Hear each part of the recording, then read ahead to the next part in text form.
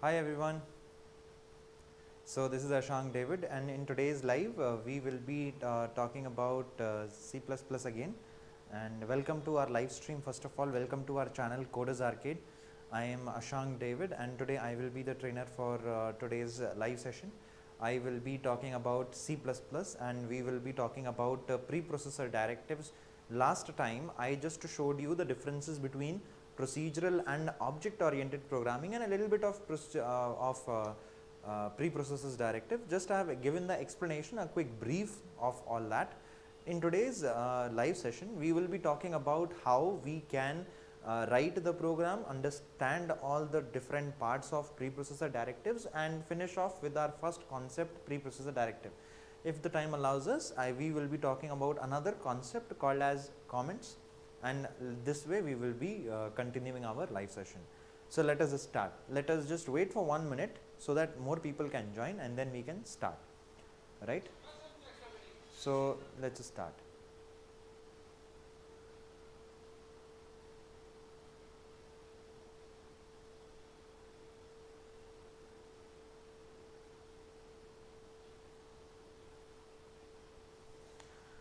Okay.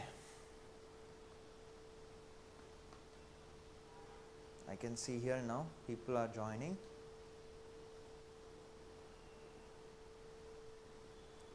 Okay, so we will start the concept now.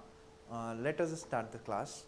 So today we are going to start with the proper programming part of preprocessor directives in C++. In our previous live session, as I have explained you just now, we have done preprocessors directives basic part, where I have just explained you in brief about preprocessors, and also I have explained you what is the difference here between procedural and object oriented programming.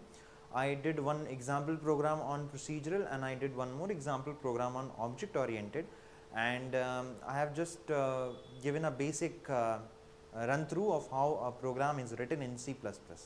Let us continue from here, and let us start with the programming part. So I have already been explaining you about this part, right? Preprocessors, where how you have this high level file. We already know what is high level file now.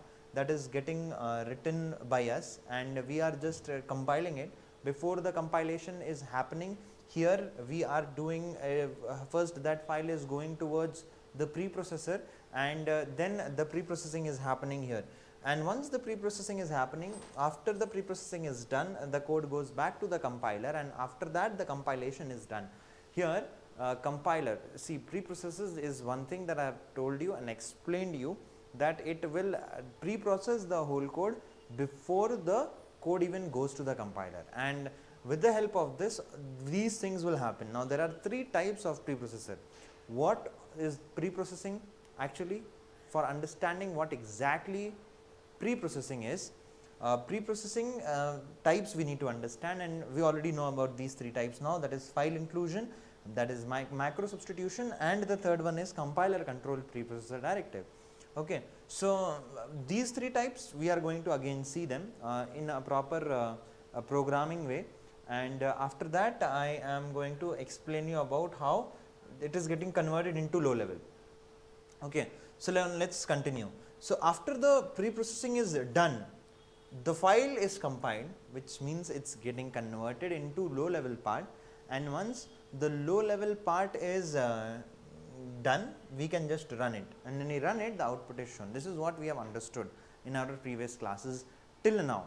Okay, so after this, now we have to understand about how the code is written. So we have understood these are the three types. I have already shown you this previously.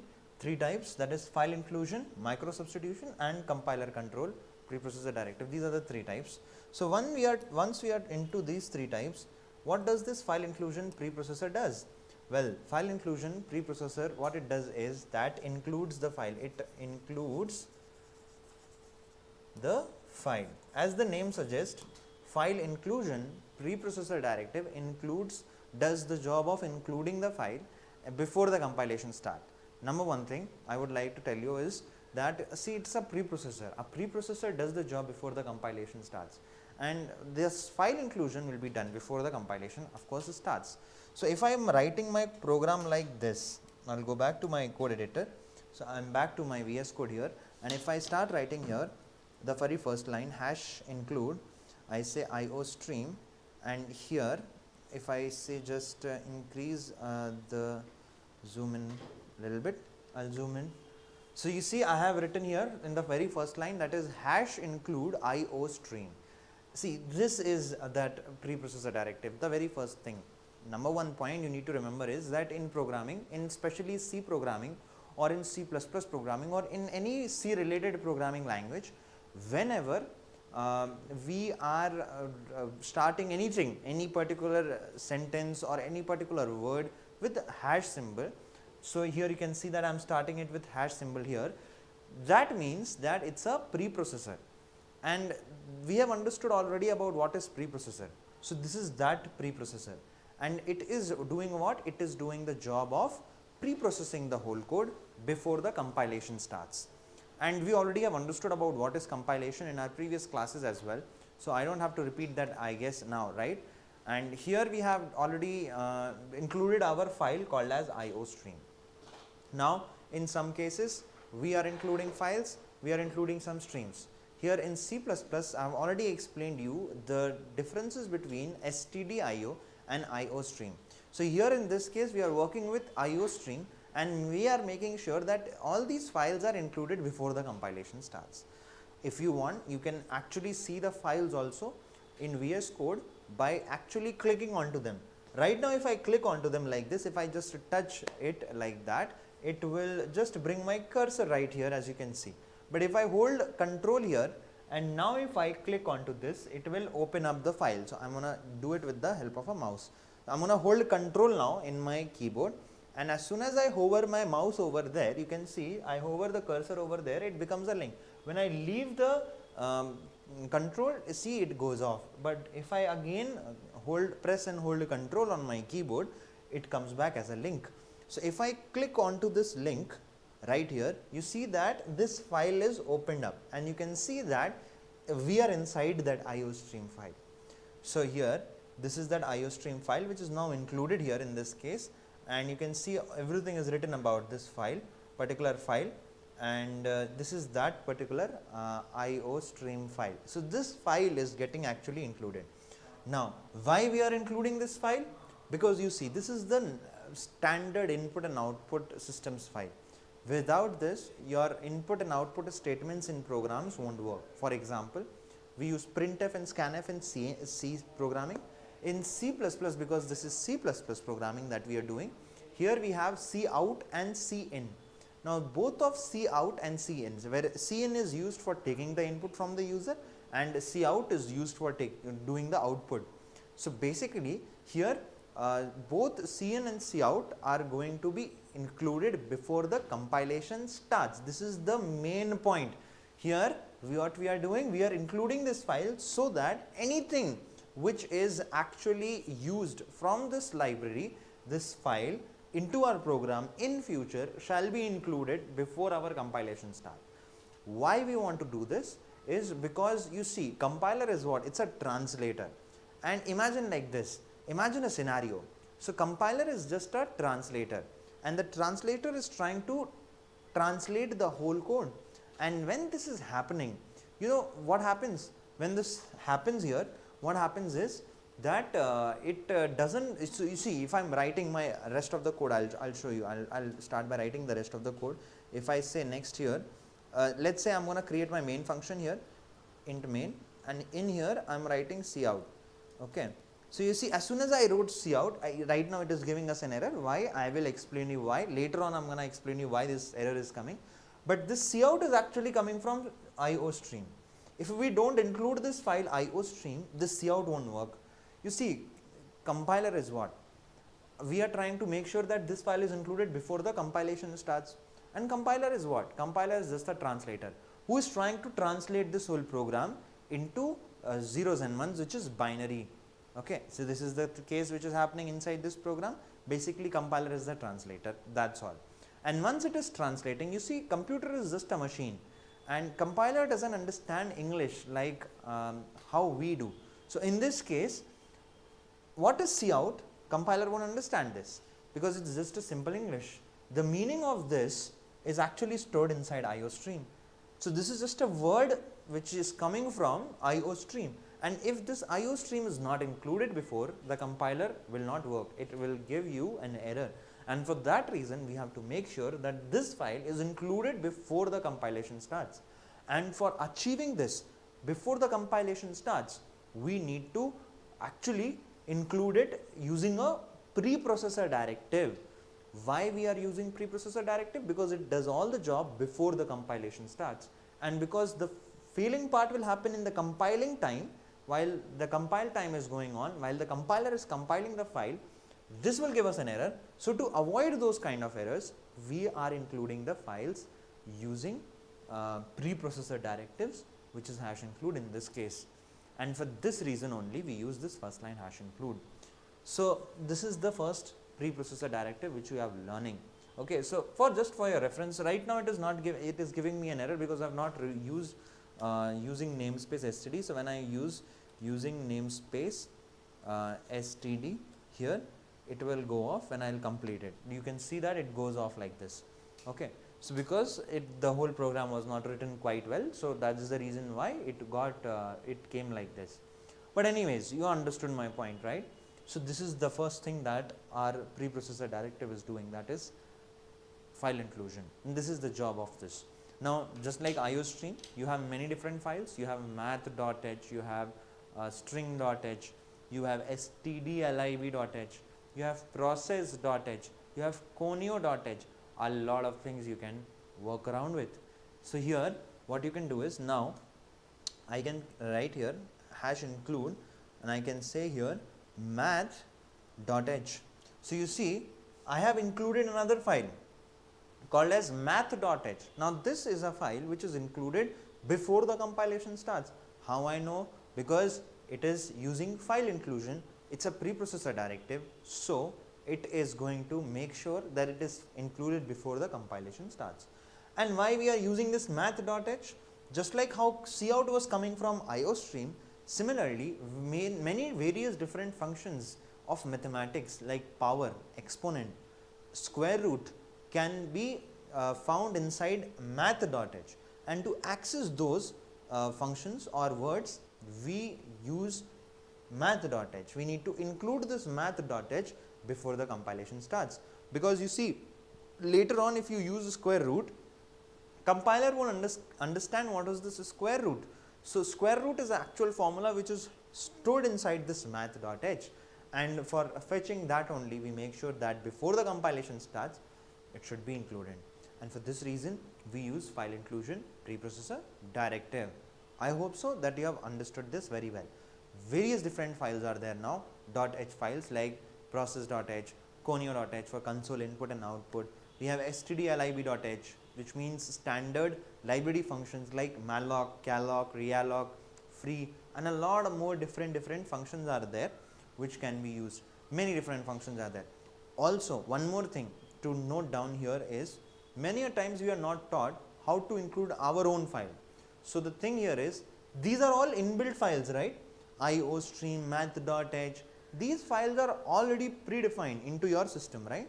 Like it's already predefined. It's like they are already present there for you to use. Math.h is predefined in C programming.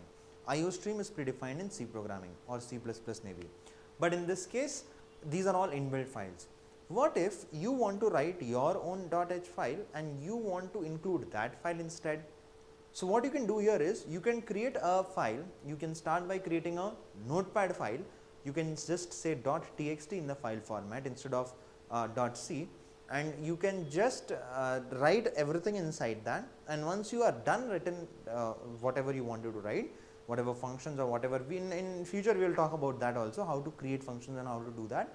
Once you have written that file, you can save it as .h file, and you can place that .h file where this particular project is working right now, at the same place where this whole project is working, and this way you will be able to include it. So now after that, after keeping that .h file or wherever inside your PC it is there, you can just include it by just writing hash include, and now rather than giving this angular brackets, you give double quotes, and if you give double quotes, it becomes your own user defined file. So remember this guys, that in preprocessor directives, especially inside file inclusion preprocessor directive, if you want to include the file before the compilation starts, if that file is inbuilt file, you will use angular brackets, while if it is an user defined file or the file which you have created, if you want to include that, you use double quotes instead of angular brackets. Most of the time you will be doing angular brackets. Very less people do make their own .h files and use it, but it is the concept for you to learn. So we are covering that as well. So I hope so now this file inclusion preprocessor directive is absolutely clear to everyone here in this class, right? So now next up we are going to talk about the next type of preprocessor directive, and that is this, and that is macro substitution preprocessor directive. Okay, what is this macro substitution preprocessor directive? You see, macro substitution preprocessor directive is, I have explained you this earlier. What is macro here? Macro is just a kind of a shortcut. This part macro, what is it? It's a type of a shortcut you can understand, and you can create this shortcut which will replace a particular value at some point of time into your program whenever it is used. So, but when it will happen? It will happen before the compilation starts, and we already know this, that it's because it's a preprocessor, it's a kind of a preprocessor. So, of course, it will be before the compilation starts in this case. One example I have given you is that, and here in this case we are doing use of, making use of hash define, the define keyword we are using here. Okay, so let's do that here. So I'm going to include my file here. After including the file, what I can do is I can say here, let's say I'm going to define some particular macro. So I'm going to say hash define. So we are going to use here hash define, as you can see. After using this hash define, I can say here a macro. I can say, let's say n. I have already given this example previously also. So I'm just giving n here, and I'm just saying, let's say 10 in this case. So let's say I have said 10. So what happens here is that here n becomes the macro and 10 becomes the value which gets substituted, and the preprocessor name is macro substitution preprocessor directive, meaning what? We are substituting macro with a particular specific value, and that is what is happening inside macro substitution preprocessor directive. What I mean to say is that this n is now become a shortcut, and this shortcut, anywhere it is used inside programming, it will replace the value itself by 10 in this case, which means it becomes a substituting a macro. In this case, when it will get substituted? Before the compilation starts. We know this very clearly, that it is a preprocessor directive, which means that it has to do the job before the compilation starts. Never forget this guys, that a preprocessor directive does the job before the compilation starts. Okay, so let's see that. So I have defined it like this, and now if you want to print also, I can just print it, or maybe if I want to create a particular variable, let's say int I, and I said equals to n. Now the value will get substituted here 10. This is how macro substitution is particularly sometimes used. Now this is not the proper way of using it, of course. In future terms we will be talking about how it is properly used, but right now it is of no use for us because it is just started. Okay, so in this case where we are gonna use it is in arrays. Most of the time we will be using it in arrays. Okay, so in arrays what happens is that we use hash define macro substitution preprocessor directive if I want to substitute the size. So there is something when we will be covering about arrays in the future time. we will be talking about how we can use macro substitution preprocessor directive to take the size value into it. Okay, so that is something different. You no need to worry about that right now. Okay, but as of now, this is just one single small use of it that I wanted to show you here in this case. Anyways, here what will happen is when this program will run, what happens is that it will substitute this value of n, which is 10, into this I before the compilation starts, because it's a preprocessor. Anything which starts from hash is a preprocessor, and here if it is defined, it means it is macro substitution preprocessor. I hope so that it is very much clear. Now, if I want to print, I can also print that. So I can just say Cout, and I can just say like this, and I can just say n in this case, and L. Okay, so now if I just run this program here, so you can see that it will just print 10. In this case, the substitution happened before the compilation starts. It's a very simple concept here. You might or you might not use it right away, right now, but in the beginning, but when you are creating stdio.h like .h files, you will be seeing that. So I'm gonna actually open up and show you. So I'm gonna open up this IO stream, for example. In this IO stream, I am gonna go to, let's say, iStream. Inside this iStream, you see that hash define is used. In this hash define, some kind of a preprocessor macro substitution. This is a macro which is getting involved in order to substitute the value 1. These are the places actually while in writing the libraries .h files or maybe stream files, we use, or the header files you can say, or library files you can say, we make use of it. Okay, in this case, so you might not use it right away, right now in normal programming, but yeah, in future you will be using it. When we will start with data structures, there in arrays concept we will learn how to use this macro substitution preprocessor directives. Okay, and then we will carry forward all of these things. I hope so that you have understood this. Okay, you can see more and more parts are being used here for this. Hash define is used only in one time here in this particular part, and that is this part. But anyways, you got my point, right? I hope so that this hash define, this is where we are actually using it as of for right now in programming. So I've just opened up iStream. This is of not your, you don't have to worry about this. But anyways, wanted to give an example. This is an example program, small example program which shows this, the usage of hash define. You can also make it as any particular, if you are thinking that only numbers can be substituted, no, numbers or maybe alphabets or maybe sentences also. So if you want, I can do it like this. I can define the value of n as, let's say, coders arcade, like this. So I've defined n with coders arcade, and rather than assigning it to a variable of integer type, I will just print it out. Maybe I can do this. Okay, so I can also substitute any kind of basically value. Okay, so it can be a string type, it can be, string means a word or a sentence. In terms of character also we can do it, means alphabets, and in terms of numbers also you can do it, anything, numbers, anything, float value or any type of value can be substituted in this case.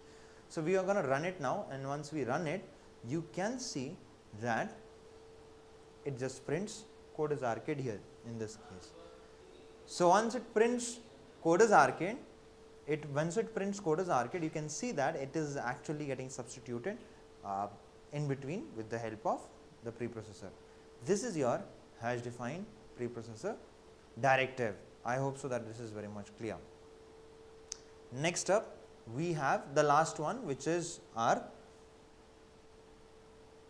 compiler control preprocessor directive. Well, compiler control, as the name suggests, it is used to control the way the compiler works. Now you can understand it like this, very basics, that it is some kind of a compiler, you can say a compiler commands, maybe you can understand it like this as of in the beginning right now, which are actually doing the job of commanding the compiler before the compilation starts. See, we have learned this, that preprocessor directive does the job before the compilation starts, and here we are just talking about compiler, and it is used to control the compiler. That means whatever you write here in using compiler control preprocessor directive, these commands will be passed to the compiler before the compilation starts. This is what we have learned about preprocessors, right? So compiler control specially will give the commands to the compiler before the compilation itself starts, and that is why it is called as compiler control preprocessor directive. Now we have learned one more thing. There is one more catch here, guys, that whenever it is hash include, it is file inclusion. Whenever it is hash define, it is macro substitution. But whenever it is except for include or define, except for include or define, if anything is written there with the hash, it is a compiler control preprocessor directive. As of now, you can understand it like this. I hope so it is very much clear. Okay, so I'm gonna go back to my code editor right here, and I'm gonna just do it one quick example. Well, in this case, I can say here, maybe you can see, if I say here hash, I say, let's say E. So you see E, I've written here we are getting, one second, as soon as I say E, it says elif, else if, and L error. These are all compiler control preprocessor directive. Anything which starts from hash except for include and define are compiler control. You can learn it like this as of for now. If I say I, you can see if def, if and def, except for include, all of these are compiler control, again compiler control preprocessor directive. There is one more called as pragma. So if I say P, it will give us pragma. Okay, so this is also one of the type of a preprocessor directive. Well, I hope so that it is very much clear. Okay, one example we will do here. Now in this case, we are just commanding the computer for doing some particular thing, for particular task, and let's say what is that task. The task is that we are going to check a macro substitution preprocessor directive. Let's say, for example, I have this macro substitution preprocessor directive. I want to check if this particular end macro substitution preprocessor directive is actually present or not. Basically what I mean to say is, I want to check if a macro is present into our program or not. If I want to check that, how will I do that? To do this, what I am going to do is, I am going to write a compiler control preprocessor directive. You see, I am going to write here, I am going to start by saying hash, I am going to say here if def, I am going to say. So if def is a type of a compiler control preprocessor directive which allows us to check the macro, if the macros are present into our program or not. If the macros are present, then it will return us that particular part. So it will execute this part of the code. I am going to show you how. I will just say if def, and I am going to say here, slash n. If it is there right now, like this, if def n is there, you will say cout. You can do it without n also, but I am going to show you, as I just wanted to show you something now.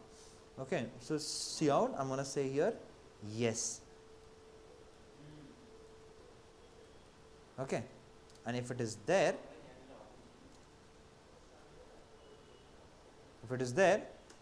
I am going to return it. Now it's still giving us an error. Why? Because we have not provided the end part. So we need to provide the end part.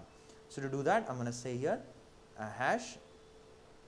I can use else also if there is anything else here to be printed. In this case, I'm going to say here cout, and I'm going to say here no, and I'm going to say here end L. And the last thing, you should always close your if def is with hash end if. Like this we close. I hope so that this is very much clear.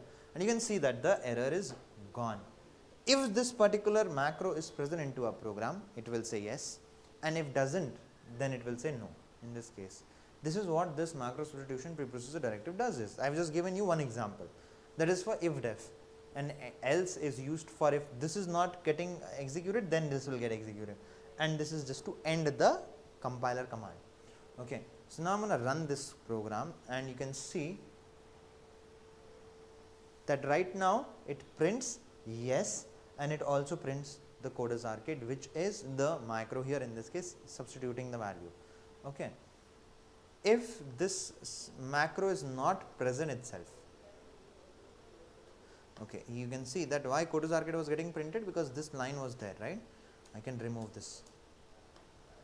And now when I run this, you can see that it doesn't have to print that line, it will just print yes or no. It prints yes, of course, because macro substitution macro is actually present there.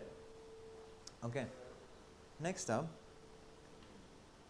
if let's say this macro is not present, if this macro is not present, in that case, what happens is that it will print no, but of course no, it will print because there is no. Okay, I am going to just say run. You can see it says no. When it says no, means there is no particular macro which is included into our program. Well, I hope so that this is very much clear. There are three things that we have discussed today: in-depth with program, explanation of preprocessor directives. In the previous part, I have already explained you in brief, but in today's class, we have just explained you in more depth, in a more detailed way. I have explained you about the file inclusion, preprocessor directive, the different types of files that you include, how you can go into that particular file using a text editor, which is this. And then we have the next one which we saw was your macro substitution preprocessor directive. So in the macro substitution, we understood what exactly is a macro and how it is substituting the value before the compilation is starting. And then at last I have said compiler control, where I have just shown you an example of how the compiler control preprocessor directive works. So basically it is used to do the job of all the preprocessing, either it is file inclusion or it is macro substitution or it is compiler control. Everything is done before the compilation starts, and because of that reason it is finally concluded and called as preprocessors, and everything is done before the compilation starts. Always remember this, do not forget this, guys. I hope so that you have understood today's concept. Well, that's all for this particular concept, guys. If you have any doubts, I will be clearing all your doubts. Right now there are no comments in this chat, so I believe that nobody has any doubts here. We will be continuing in the next upcoming live session now, guys. I will be seeing you the next Saturday, the next coming Saturday, where we will be continuing our journey with C++ here. We have already covered basics and we have already understood the very basic part of the programming now. At last, in the next Saturday, we are going to cover with all the small more things like comments, variables, data types, all of that we will be covering, and soon we are going to go into programming part also. Well, that's all for this particular live session, guys. Thank you for having me in this live session, and thank you for joining us. Thanks for watching. Don't forget to like, share and subscribe to our channel Code's Arcade as well. If you have any doubts, this live stream will be uploaded very soon and you can just comment onto our live stream as well. Well, that's all for this video, guys. That's all for this live stream, guys. Thanks for watching. I'll see you in the next one. This is Ashank signing off.